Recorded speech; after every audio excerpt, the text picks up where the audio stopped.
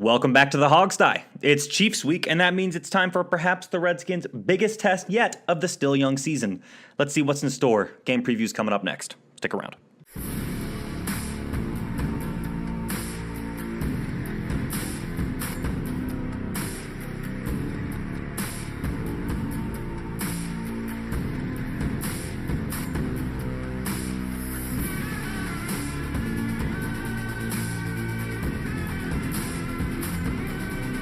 By fans, for fans, the Hog Style. And now, here's your host, Sean Conti.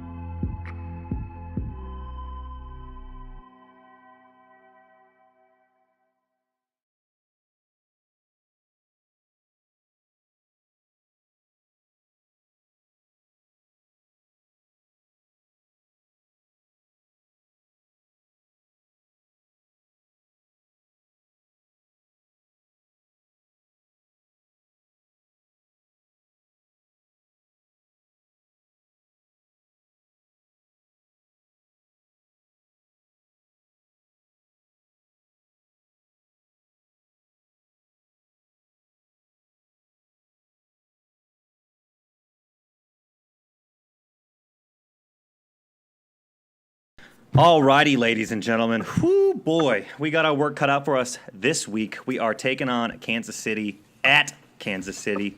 Whoa, Nelly. I'm a little nervous, guys. How y'all feeling? How you doing, Steve? I'm a little nervous, too. Got to be honest. This game is looks to be a challenge. But other than that, all's well. I'm still living off the high of the Raider tears I injected into myself last week. So there you go. So that's still going. So I like that. I love it. How you doing, Jamal? Well, you guys know already, man, before we started the show.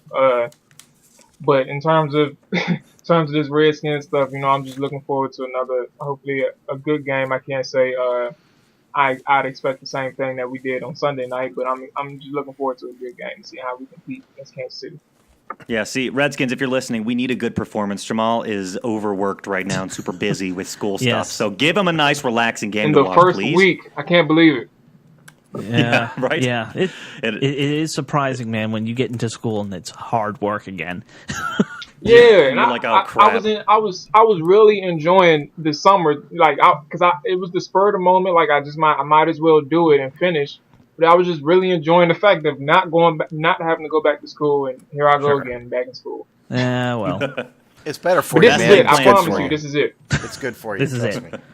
I said that too after my second degree, and it wasn't it. So don't be surprised if you talk yourself into it again. right. Knowledge is a lifetime journey, or some shit.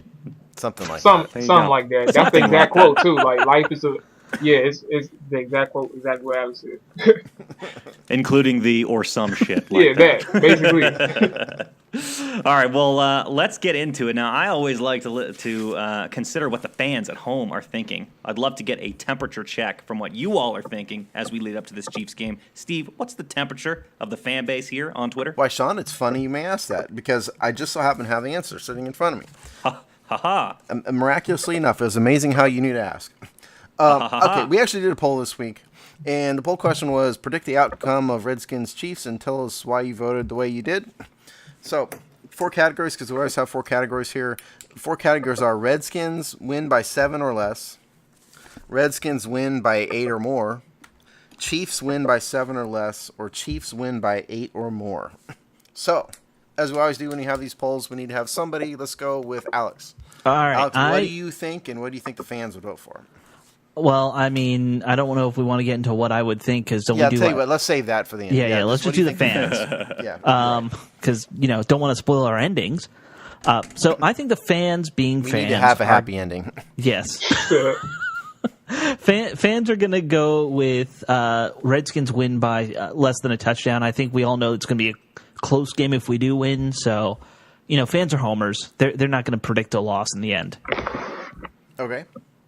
Jamal, what do you think? Let's do you second since you vowed not to cheat anymore. We can safely put you second. Oh man, I don't. You know what? I'll just go ahead and answer and ignore that. But so I think I'm going with Alex actually, and I think that the reason being is because fans act like on a week to week basis is emotional. So when you get off 2-game win streak and then you just whoop the Raiders ass, and then you're like, oh man, I think we can actually do it against Kansas City Chiefs. Super Bowl. Yeah, that's exactly Super what you Bowl. said after the game was over. Tell me there's a chance. So I'm gonna go with Redskins win a close one from the perspective of the fans. All right. Sean? Yeah, I could very well see that. I'm going to just be a contrarian and say something else in the hopes that I'm right, and I can feel smart by being the only one who's right. I'm going to say that the fans say the Redskins are going to lose, but by 7 or less. So in other words, Kansas City wins by 7 or less. That was the answer, right? Well, Sean, congratulations, because actually, you're wrong. Oh, That was not. That you was did not that cool, on purpose. Keith. Okay, that was not cool. Of course I did. I always Totally on like purpose. to tease him. As it turns out, Jamal and Alex were right. By a vote of 40%, Damn it. The fans voted that the Redskins That's would win by pretty close. 7 points or less. The next category was 28%, who've said the Chiefs will win by 7 or less. Okay. And then 17% said the Redskins by 8 or more, and 15% said the Chiefs by 8 or more. So if you get your old trusty calculators out and do a little bit of math, what that means is that 57% of the Redskins fan base out there thinks that they will beat the Chiefs, and 43% think that the Chiefs will win. If you All right. add them all together. Okay. So we have a couple comments here. We got a lot of comments. Reasonable split. We got a Read lot them of all. comments, and I'm not gonna. Yeah, I'm not gonna read them all. We'll be here all night. A couple of them. But I'm gonna read a couple. Yeah, I'll read a couple of them. A guy named Billy Brannon 420, who goes by Capital Punishment, said, "With the Redskins D playing this well and getting going, see the Redskins win a close one. Think it's a favorable matchup for us." That was his opinion. Thank you, Billy. Bill Greathead, who goes by @VillRedBill, says, Another Bill? I'm worried.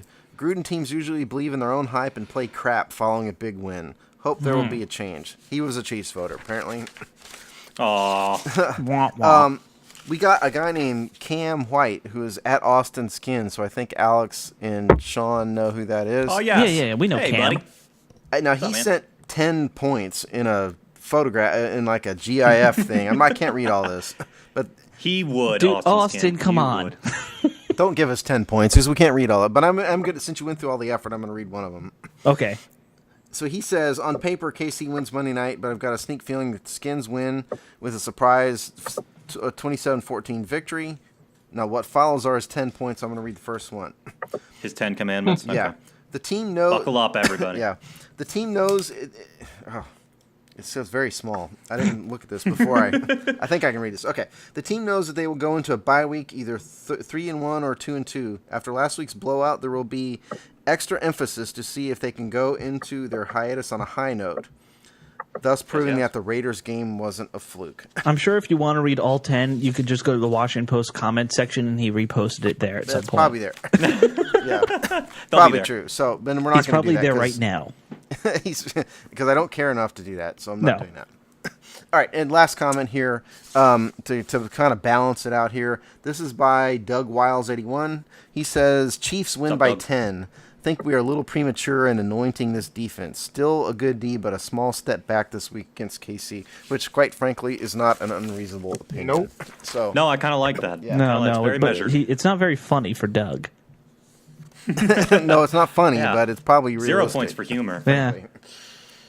So that's Okay, simple. well, always good to hear what the fans are thinking. Yep. You guys want to jump into our expert takes? Sure, Expert man. is in air quotes, obviously. You mean okay, for the well, actual game? For the actual game, exactly. Well, where do you guys want to start? Should we do what we did last week and starts with Kansas City's offense? That's kind of the most vaunted group going on here. I actually kind of want to start with our offense because I think we need to start by giving Kirk Cousins a little bit of props this week. Okay. Didn't we already do that last show? Well, no, but he got Player of the Week. It was announced That's true. this week, or today, really, that Kirk won his 4th Offensive Player of the Week of his career. So hell yeah, Kirk. Wish you still wanted to play here. But good job. Love it. Yeah. Well, I want to. It hurts us more than it hurts him, Alex. Yeah, I wanted to give you guys a really quick quiz because, like I said, he's had 4 now since 2015 when he became the starter. I went and looked it up. Only one guy's had more Player of the Week awards in the NFC than Kirk. In the NFC? Yeah, NFC Offensive Player of the Week. Who do you think has more than 4 awards? You talking about since You already 2015? know my 2015, yeah. You already know my guess, Alex. So I'm not. Odell? Yeah. You guessed Drew Brees online, right, Steve? Yeah. Aaron Rodgers. Which is a good guess. He has 2. Oh, Aaron Rodgers is a good, of course. I thought about That's him a too, pretty but I solid was one. thinking Breeze put up maybe bigger numbers. So that's why I went with Breeze. Apparently, I was wrong.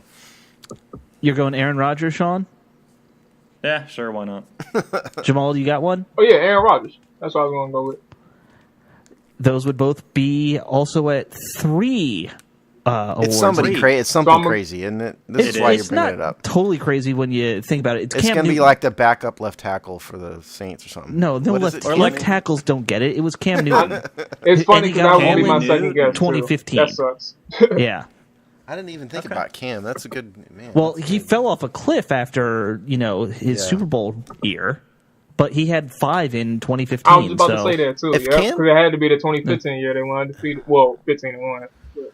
Yeah, basically from week 9 on, it's every other week he got That's one. wild. If Cam could kick his completion percentage up to like the mid 60s, Mm-hmm. the dude would be in the Hall of Fame.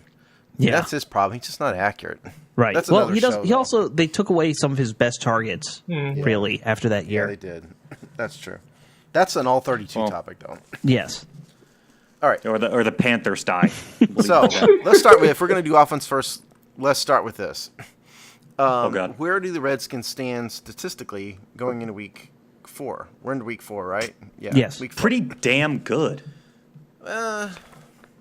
I mean, this comes to the caveat that we're only in week 3, and so these stats still aren't really evened out in terms of statistical relevancy yet, since we've only had 3 games. But Sure.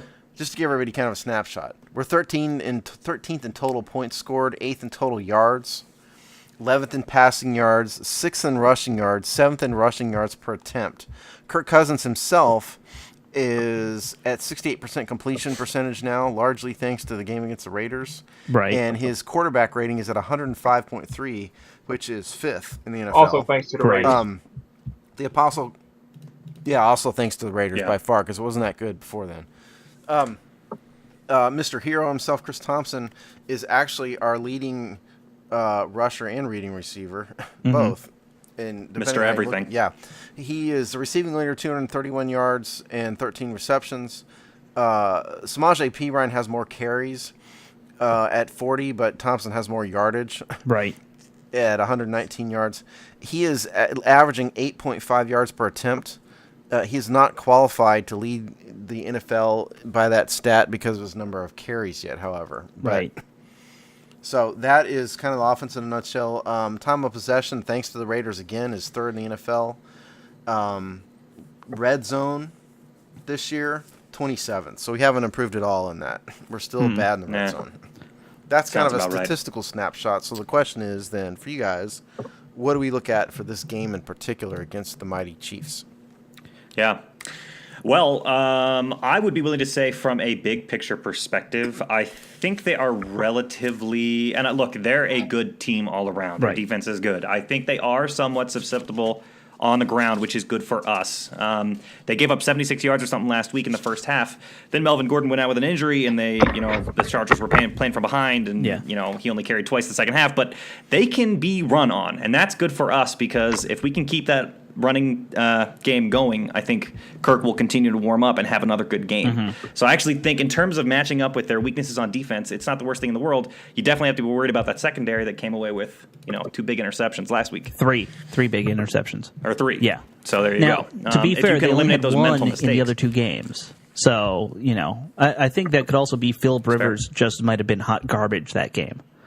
He got a little yippy. Yeah. Well, he gave 2 in the first 8 minutes of the game before they were really, in a hole or anything was out of hand. So maybe it's a little bit of that, but, we can't sleep on these defensive backs. I'll say about that game, and this is actually kind of defense of the Chargers, and even the Eagles game, they didn't pull away till the fourth quarter.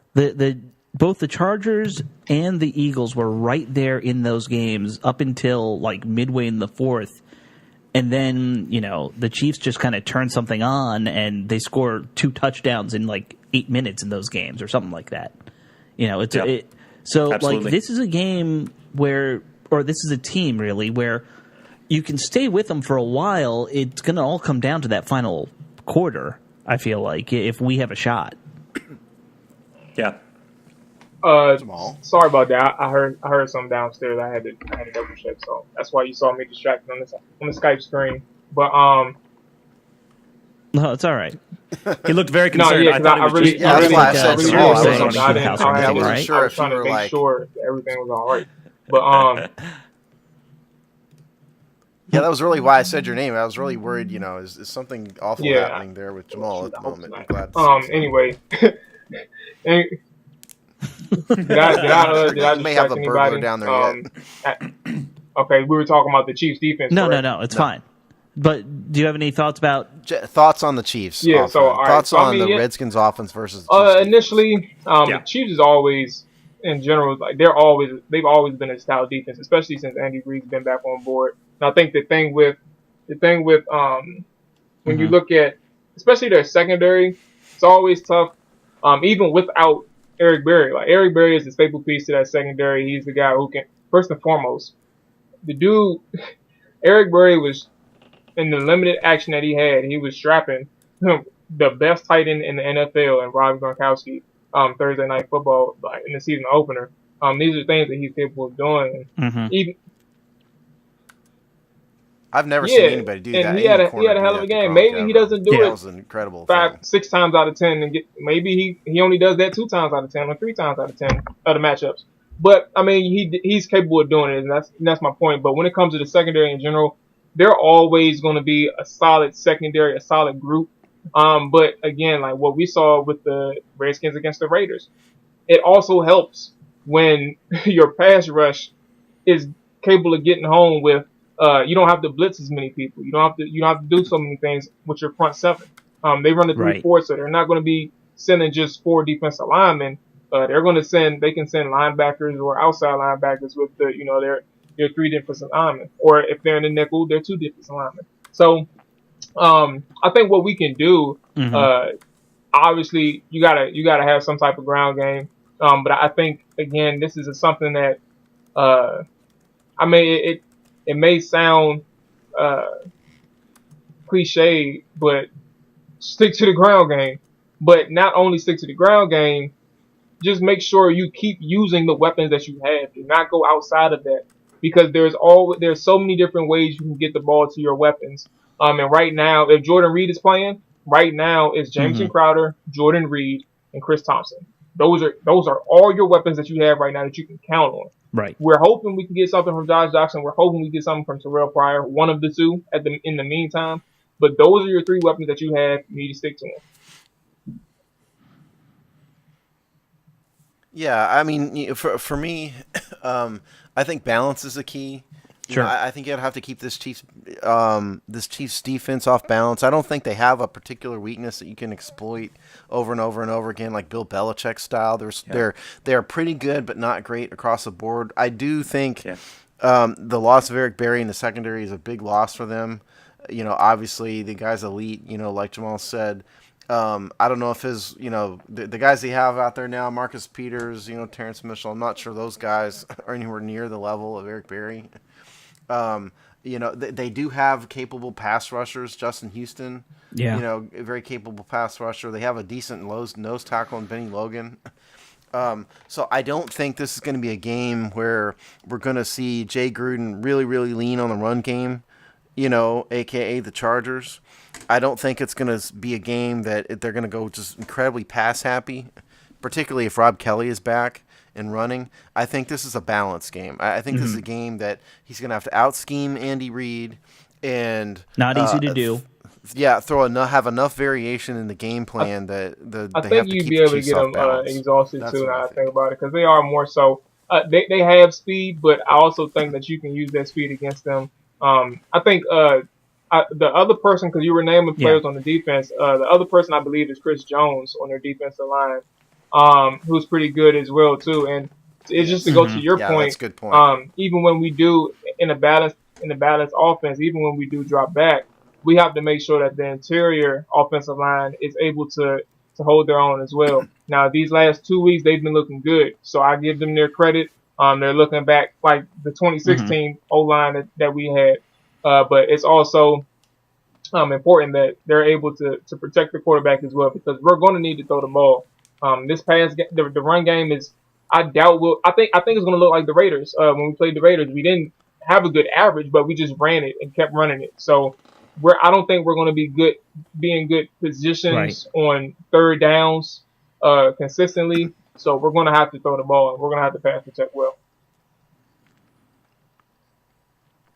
I agree with you guys that it's going to be a lot of running to kind of keep their offense off the field, and two, just kind of you got to do whatever you can to wear down that front line of theirs.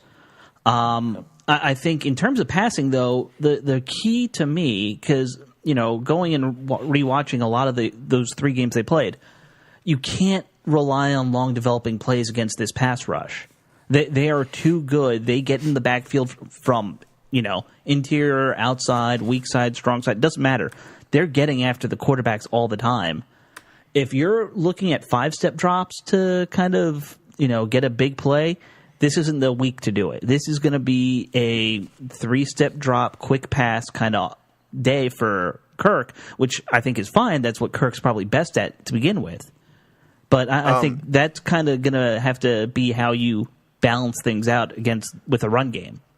Yeah, I mean, from a statistical perspective, there's actually second in the NFL in sacks, and with 11 sacks in 3 games. Which is a lot. Wentz and Rivers dead to rights a couple times, and they got away. Yeah. I think one point that everybody needs to remember here too is I hope the fans don't expect Chris Thompson to be able to go off for 188 yards again. Right. And it's not just necessarily because it's the Chiefs either. It's because statistically, players don't do that. Okay. No, if he does that, he's getting the Hall of Fame. Exactly right. I mean, he's a special player. He's been doing well, but he just can't do that every week. Particularly, and I bring this up, and we mentioned this on the Raiders recap show too.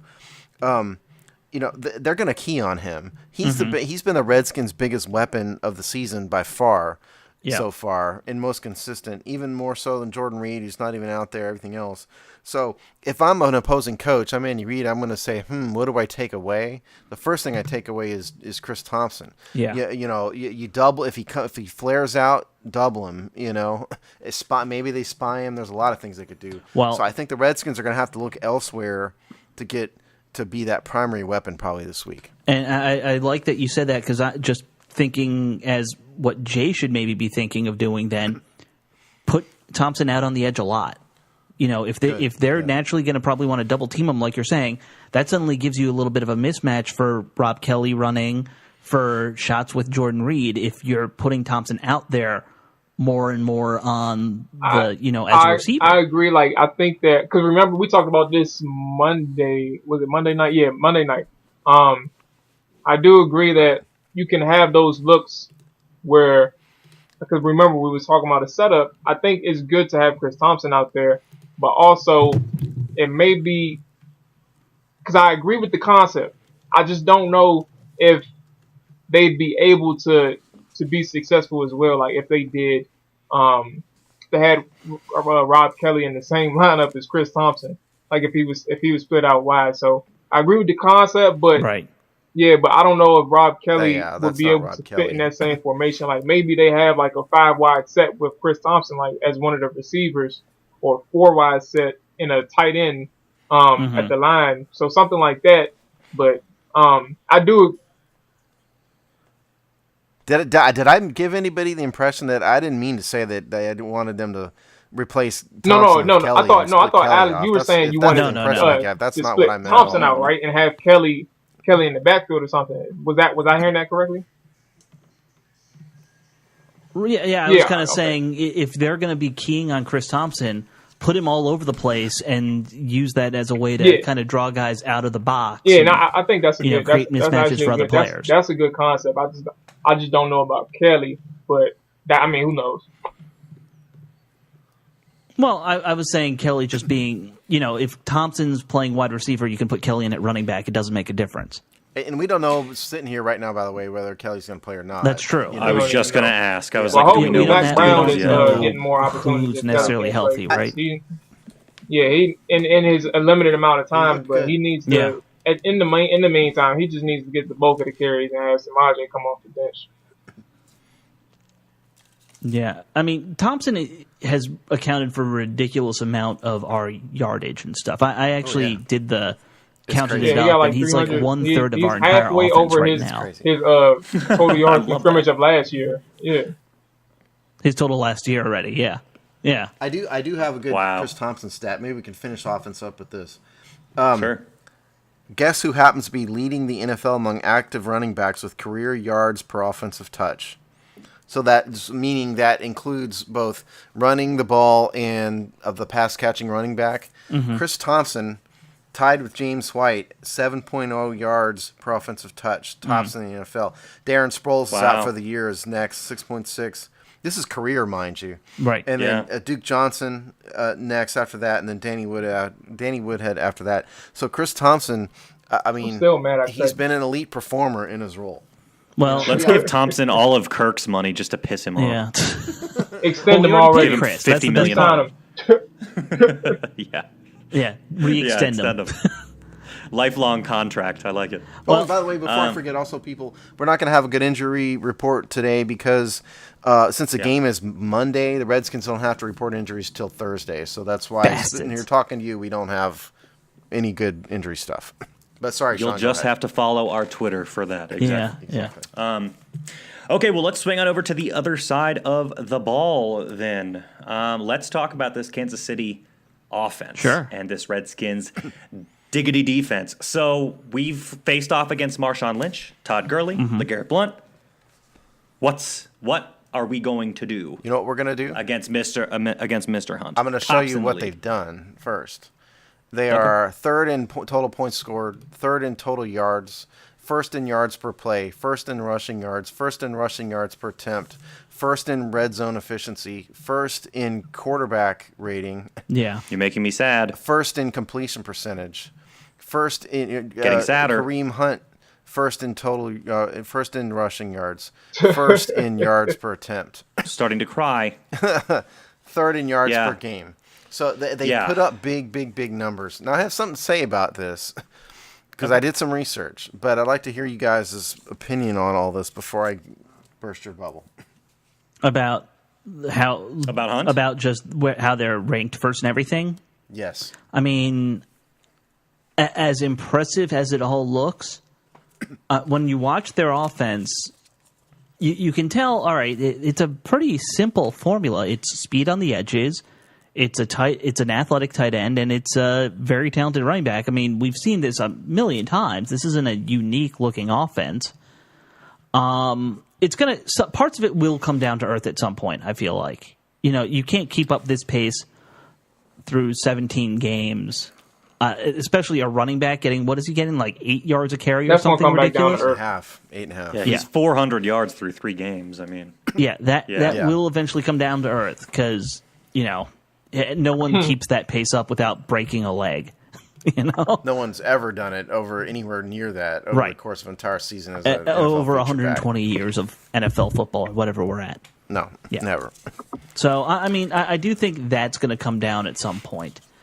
And Alex Smith, I mean, his numbers are just way above anything he's ever put up, right? I mean, He's having beyond. these are cartoon Insanity. numbers, is what I'm saying. He's been in the NFL since 2005, which is, what is that, 12 years? Yeah, 12 he's seasons? 33 now. Yeah, his highest quarterback rating ever before that is 104.1, and that was in 2012 when Sure. his last year in San Francisco. That was the year out. That was the year Colin Kaepernick took his job. Which generates a laugh. Yeah, he's at 132.7 this year, which is 28 points above anything he's ever gotten close to. His career quarterback rating is 86.2. He's dramatically outperforming his career history right now. Right. He's taken not that many attempts, though, right, Steve? I don't know if you have those numbers in front of you, but the rating is great. But it's not like they are killing everyone in like total passing yards or anything like that. He's had 84 attempts, which is 26 in the NFL. It's not an infinitesimally small number, but they're not passing a ton. No. Well, they haven't actually had that many offensive attempts, really. I was looking at that number, like total number of offensive plays. It's actually pretty low compared to a lot of other teams. They're in like the 160s, where a lot of teams are almost at 200 now. Well, there's a reason for that.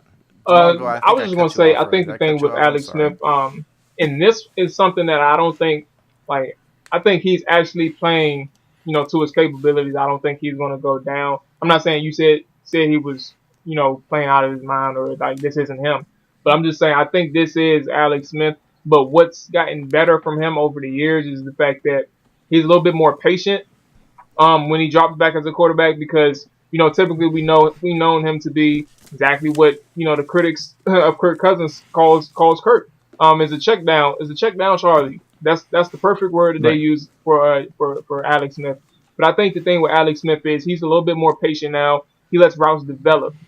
And it's not more so that, we thought he had a noodle arm. He can get the ball down the field.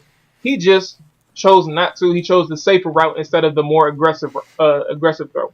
So, yeah. So, and he's a quarterback that any head coach would want. Like, he's literally that type of quarterback because he's safe with the football. He knows how to manage a game. But the thing is with Alex Smith this year, he's just been a little bit more aggressive in the decisions that he makes as a quarterback. So I was just saying this is him, and we'll have to take our chances with him. And personally, what I do is I would focus mainly on whoever's in the backfield. So Tyreek Hill or Kareem Hunt, I will focus on them, whoever's in the backfield, and make Alex Smith beat me. I believe that we do have our issues with tight end position, but however Greg Minuski's whoever Greg Minuski schemes around that, I trust them. But personally, my way to beat them, I would take away anybody who's in the backfield. Take away that ground game. I truly believe that we have the defenders on the edge to stop the ground game, and our penetration in the defensive line has gotten better. So I would focus on that. And if we're able to do that with just the front seven without sending any blitzes, that's even better. So that's basically how I'd attack to make Alex Smith beat me again. Like, he has to do it. He has to keep doing it. I agree with that. Go ahead, Alex. Well, what I would say is when I look at the individual matchups, and I think, look, they have a very good scheme. They have Andy Reid, who's arguably one of the top 3 coaches of the last, 17 years, since 2000. It's like you got to put his name up there in that conversation, right? I mean, yeah, yes. But if I look at the player matchups, our secondary is as good as we've had in a long time. I really trust them against these receivers. They did a great job versus Oakland's very talented wide receivers. This is a different test because they're speed guys now, but I trust our guys versus these guys. I agree with you. It comes down to the running back and then the tight end for me.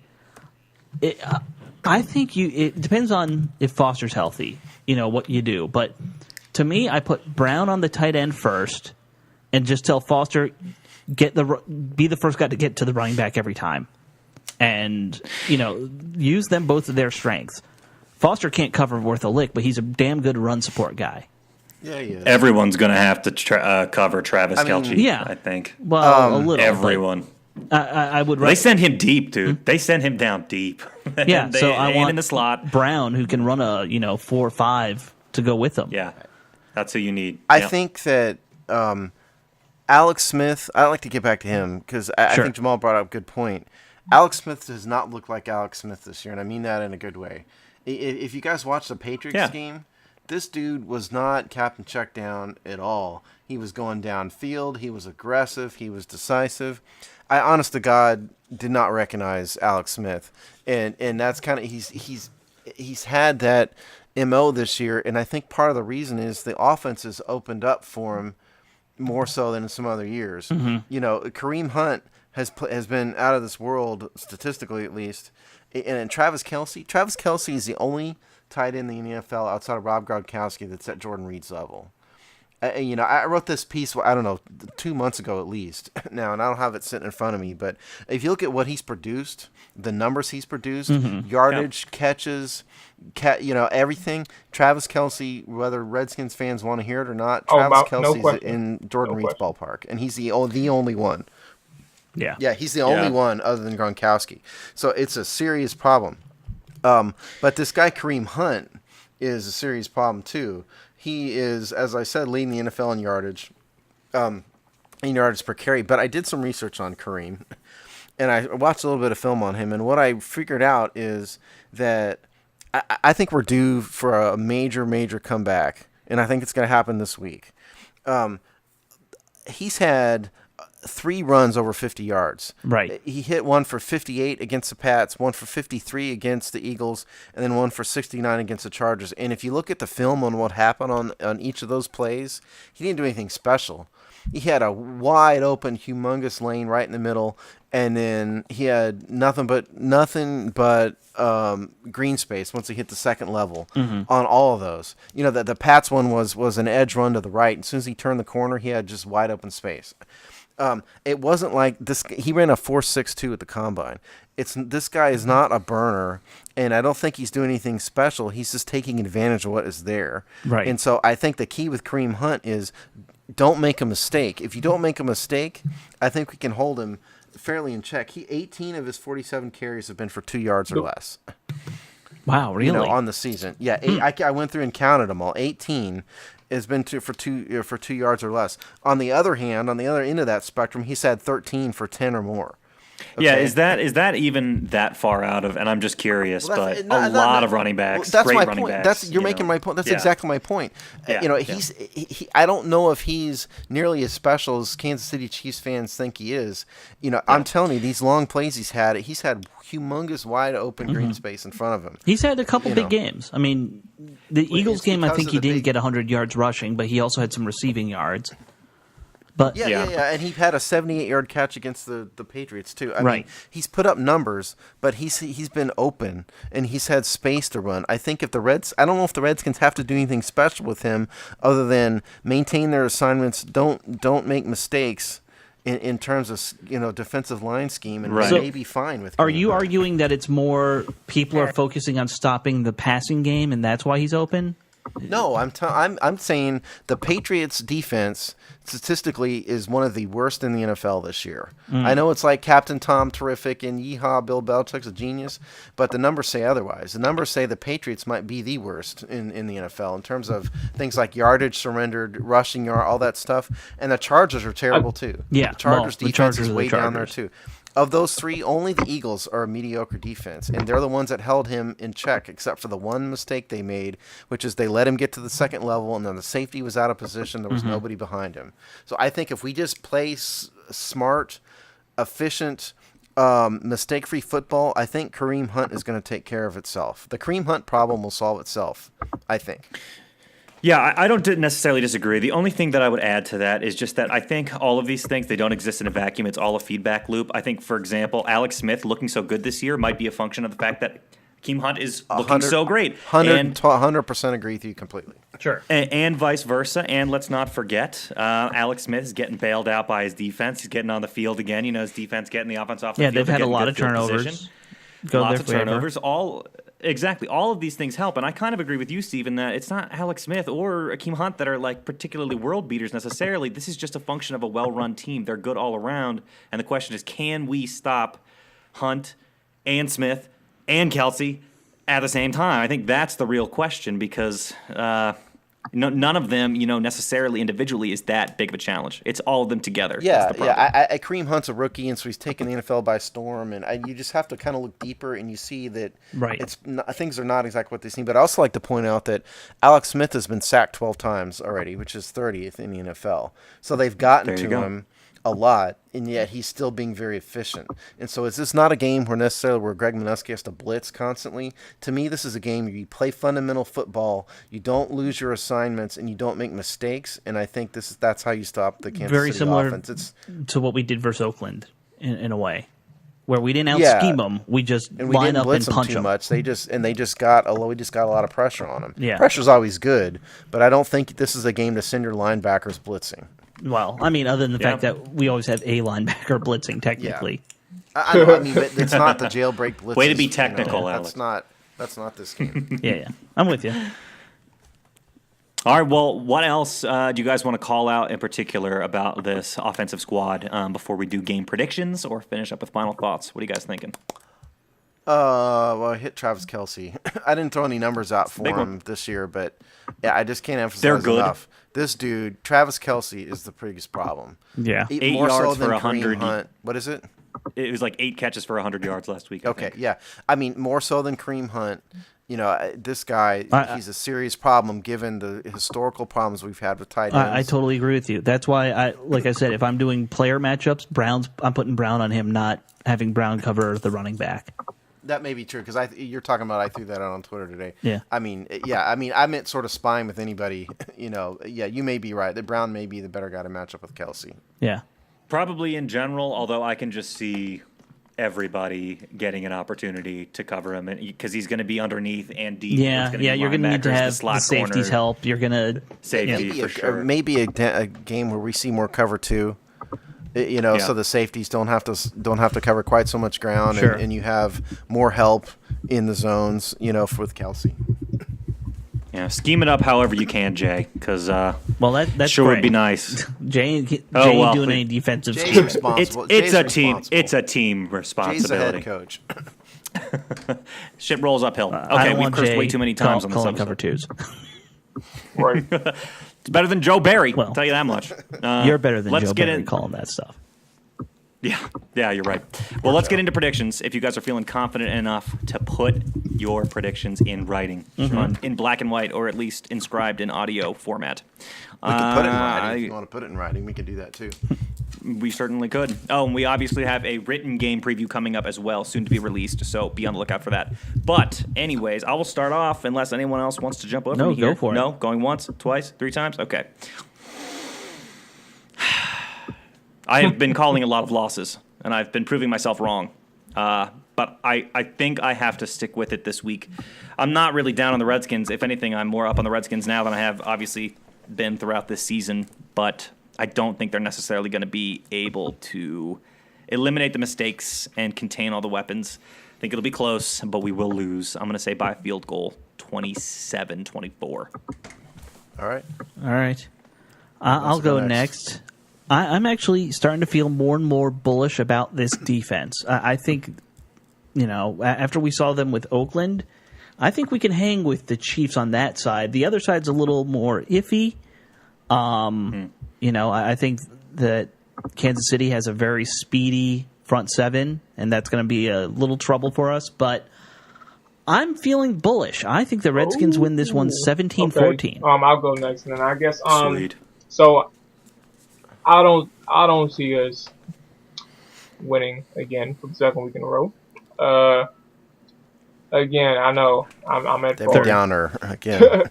But so yeah, I just right. don't see us winning, but I do think it's gonna be close. So with that being said, I'll give us a 3-point loss. I think we come close. I think we will have a chance to win it within the last 5 minutes of the game. So it'll be that close. It won't be like a throwaway point towards the end of the game just to make the game close. So I think we will have a chance to win within the last 5 minutes. So I'll go 20-17 to Kansas City. Oh no! So basically, you're predicting that Kirk Cousins is going to fail in the last half of the quarter. Isn't that what you're saying? Basically. Well, maybe we know he's yeah, a little Hopkins Hopkins too. missed field So goal. There we go. That's the way to put it. Let's.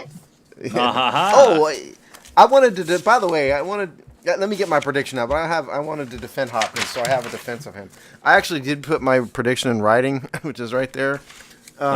Redskins 24, Chiefs 21. And the reason why I say that, Redskins win. I think the Chiefs are due for a letdown. They've had a lot of big plays. They've played a lot of bad defenses. Alex Smith cannot. I don't care what any of you say. Alex Smith cannot keep this pace up. No one could keep up a 130 pace. He can't pass for 77% completion percentage. Our secondary is the best that he's seen, I think, including the Eagles. So I think the Redskins, and Kirk got it rolling last week. Yes, it's an Arrowhead. Yes, we're 1-9 all time against the Chiefs. Oh my goodness. Yes, we haven't beaten them since 1983. I get all that stuff. Yeah, that's what it is. We haven't beaten them since 1983. Yeah. I think this is the time. And also, we need a little bit of revenge for that awful 2013 game. That was like the low point of the Mike Shanahan era. Oh, yeah. So, best to have a short memory, Steve. Yeah. So thanks a lot. I finally blacked that out. I know. 24-21 Redskins. Now, in terms of Dustin Hopkins, I'd like to point out that of the Redskins, Mark Mosley, Chip Lowmiller, Curtis Knight, who was from the early 70s, and then Sean Sweesham. Dustin Hopkins has the highest career field goal percentage, 83.1. So you guys can bash him all you want, but the fact of the matter is... Sweesham was in the league for like 57 years. Sweesham? Yeah. Yeah. He was with the Steelers for a bunch of years, too. But the point is, this guy, from a career field goal percentage, is actually leading everybody in terms of Redskins. So he's maybe not quite as bad as some of you guys out there think. That's all. I'm done. Is that really true? It is I true. don't question your stats, but that sort of surprises me a little bit. Came Not that right I'm really out of the that down on Redskins Hopkins. Pre-game thing. I believe it. I'm not necessarily down on Hopkins. It's just, I guess it's all kind of when it rains, it pours, and I guess maybe that's kind of his problem right now. He's had some focused trouble. Yeah. Perhaps. Okay. Well, you heard it here first, folks. Make sure you're checking on the website for our written previews because we will recap everything we said here and more there. So, anything else, guys? Anything else you want to say to the beautiful listeners back at home? No. Have a good night. Yeehaw, Got another Skins. for you. Yeehaw Skins. You heard it here. All right, folks. We'll see you next time. Take care.